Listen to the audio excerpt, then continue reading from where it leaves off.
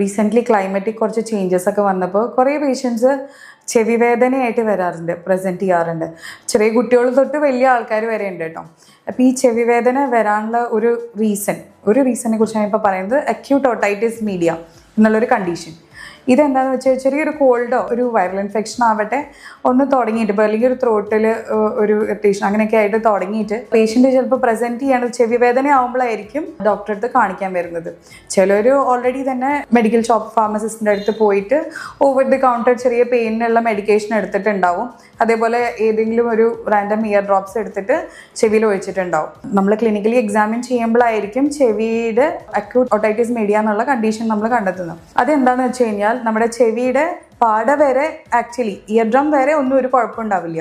Year ഡ്രമിന്റെ ഉള്ളിൽ ഒരു നീർക്കെട്ട് പോലെ കളക്ഷൻ, ആക്ച്വലി ചെവിയും മൂക്കും കണക്ട് ചെയ്യുന്ന ഒരു ട്യൂബ് ഉണ്ട്, യൂസ്റ്റേഷ്യൻ ട്യൂബ് എന്ന് പറയും. ഇതാണ് നോർമലി ചെവിയിലുള്ള ഒരു വെന്റിലേഷനും ഇതൊക്കെ ചെയ്യുന്ന ഒരു ട്യൂബ്, കണക്റ്റിംഗ് ട്യൂബ്.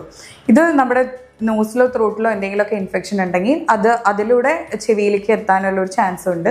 അതേപോലെ തന്നെ ആ ട്യൂബിൻ്റെ ഒരു ചെറിയ ഇൻഫ്ലമേറ്ററി ചേഞ്ചസ് ഉണ്ടെങ്കിൽ ആ ട്യൂബ് ഒരു ബ്ലോക്ക് ആവുകയും ചെയ്യും. ചെവിയിലുള്ള സാധാരണയുള്ള ആ നീർക്കെട്ട് നോസ് കൂടെയും ത്രോട്ട് കൂടെയും ക്ലിയർ ആവാതെ ഇരിക്കും, ചെവിയിൽ അവിടെ ഒരു നീർക്കെട്ടായിട്ട് നിൽക്കും. അപ്പോൾ ഇതിനെന്താണെന്ന് വെച്ച് കഴിഞ്ഞാൽ ഇതിന് അപ്രോപ്രിയേറ്റ് ആയിട്ട് നമ്മൾ ENT ഒന്ന് കണ്ടു കഴിഞ്ഞാൽ ഇതിനുള്ള ഓറൽ മെഡിസിൻസ് ടാബ്ലറ്റ്സ് ആയിട്ടായാലും അതേപോലെ തന്നെ നേസൽ ഡ്രോപ്സ്, മൂക്കിൻ്റെ കൺജഷൻ കുറയ്ക്കാനുള്ള ഡ്രോപ്സ് ഒക്കെ ആയിട്ട് തരുമ്പോഴാണ് ഇത് യൂഷ്വലി ട്രീറ്റ് ആവാറുള്ളൂ. പല ഈ ചെവി വേദനകൾക്കും പലതരം ട്രീറ്റ്മെന്റ് ഉണ്ട്. എല്ലാത്തിനും ചെവിയുടെ ഇയർ ഡ്രോപ്സിന്റെ ആവശ്യം ഇല്ല. ഇത് അങ്ങനത്തെ ഒരു കണ്ടീഷനാണ്. ചെവിയുടെ ഡ്രോപ്പ് കൊണ്ട് ഈ ചെവി വേദന കുറയ്ക്കാൻ പറ്റില്ല. ഇതിനെ റൈറ്റ് ടൈമിൽ ട്രീറ്റ് ചെയ്തില്ലെങ്കിൽ അപ്പോൾ ആ ചെവിയുടെ പാട പൊട്ടിയിട്ട് ചെവിയുടെ ഇയർ ഡ്രമ്മിൽ ഒരു ഹോളായിട്ടായിരിക്കും ഈ പഴുപ്പ് പുറത്തേക്ക് വരിക. അപ്പോൾ അത് വരുന്നേക്കാട്ടിലും മുന്നേ ഏർലി ഇതിൽ തന്നെ കാണിച്ചു കഴിഞ്ഞു കഴിഞ്ഞാൽ ഈ ഒരു കോംപ്ലിക്കേഷൻ നമുക്ക് അവോയ്ഡ് ചെയ്യാൻ പറ്റും.